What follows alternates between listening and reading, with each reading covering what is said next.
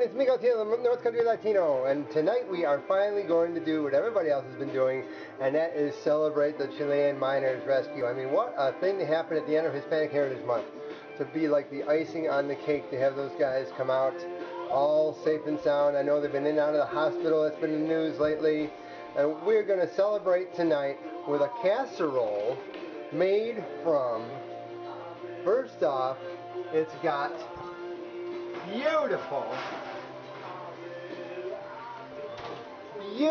butternut squash. I'm going to put that back in the oven right now.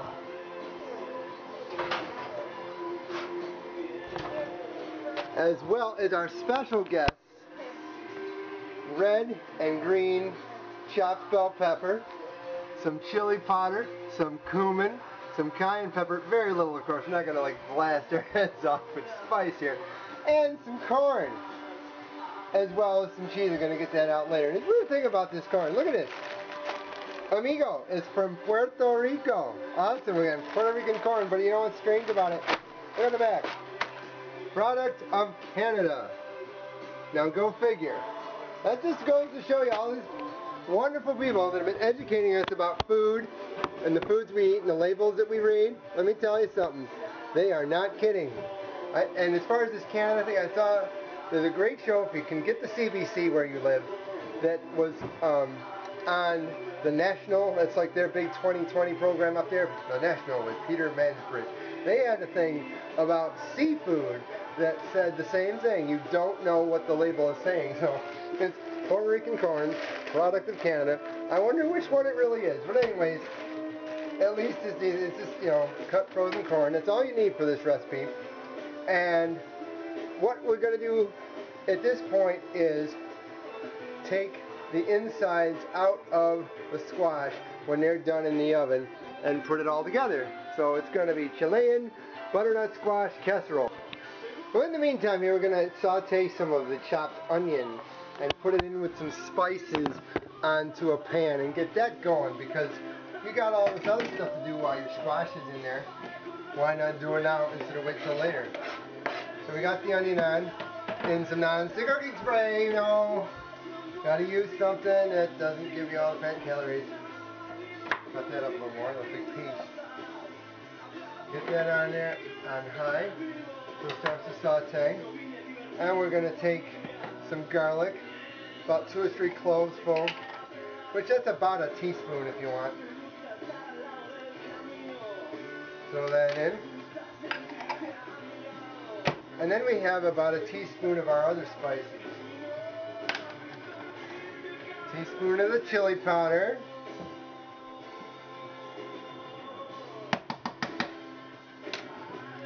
Not to, you know, make it jokes about Chile and Chile, okay. But oh well, such is life.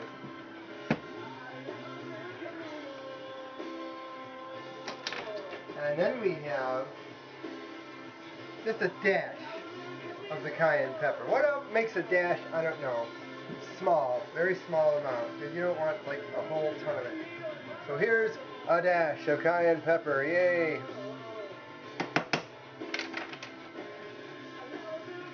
I mean, put a teaspoon of that in there, so I was wrong, not everything is a teaspoon in this.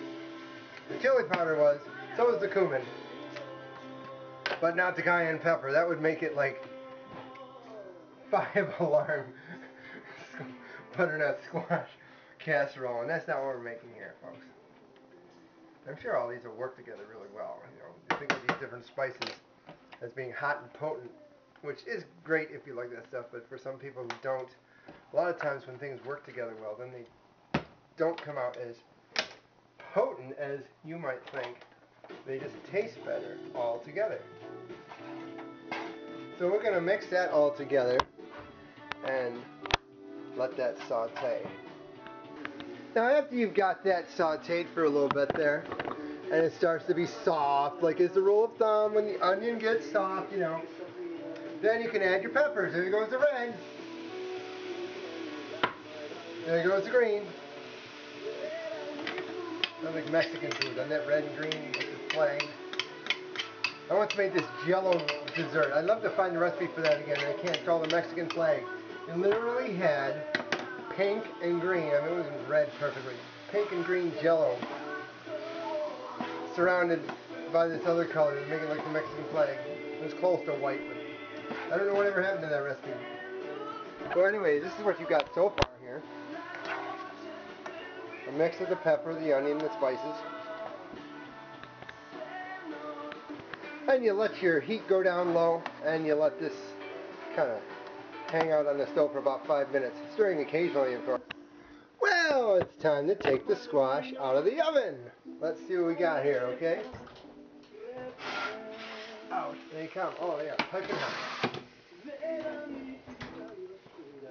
So what you're going to do is test with a spoon. You got nice soft ingredients here. You're going to put them all. I'm going to get this out because it's like a shell now. You're going to put it in a bowl and you're going to mash it together. Alright, it's time to mash things here. It's like mashing potatoes, you know? And basically what you do is just that. You've got it in a bowl. You're going to take your handy dandy masher and away you go. And like it said on the recipe that I use, do it as best you can, because the thing about baking squash, and maybe some of you have done it this way, is you know when you get it out of the shell, some of it really softens up like mashed potatoes, and some of it doesn't. But it pretty much, by the looks of this, evens out, you know?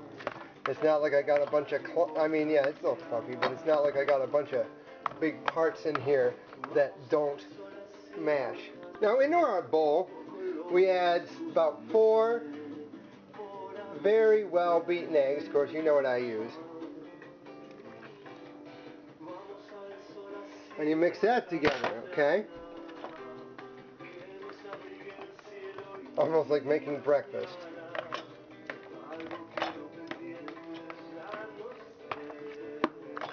You know, it goes good together. Now you take, I'll call it North American corn. It's from Puerto Rico, product of Canada, eaten here in the United States. So you got south to north, and right in the middle, okay? And you add that bag of corn, which is about 2 cups, right in your casserole. And of course you stir that around, just like you stirred around the eggs. This is going to be good. All veggies.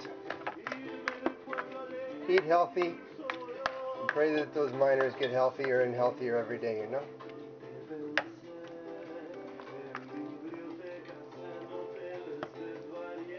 Now, we add the veggies. Those things that we had on the stove earlier. I mean, your peppers, that's what I mean. And the onion mix. Put that in there. And that's all ready to go. Out of the pan and into the bowl. Isn't that cool?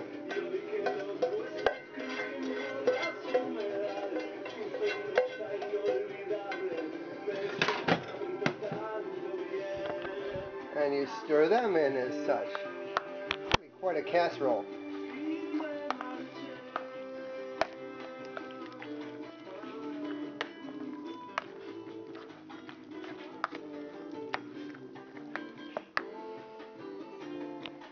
And then, to top it off, cheese. It says grated cheese. Of course, my favorite grated cheese to use is mozzarella. Fat-free mozzarella, of course. So you add some of that to the whole shebang. And this is going to be an awesome casserole. And it's a side dish. Or you could eat it, I suppose, as a main meal. Doesn't really say. But, you know, it's food, you eat it, it goes down the same way. Whether you want to have a lot or a little, it's going to be good, you know. There we go. Now the first thing we're going to do is bake it for about 10 minutes covered. Covered first for 10 minutes. And then after that, you uncover it for another 20. You lower the temperature to 350. Just want to remind my viewers, start thinking about any shout-outs of people in your life who have passed on, because our next regular episode is going to be the Pan de Muertos. Of course, our big episode this coming Wednesday is going to be live from the Chico Valdez concert. At least we're going to try something. We'll see what happens. But anyways, anyone who wants some shout outs, just give me a little holler on the Facebook and everything, and we'll do that next episode. Holy cow, it's time to take stuff out.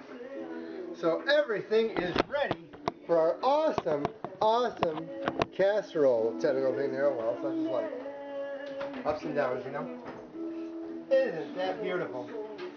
Beautiful.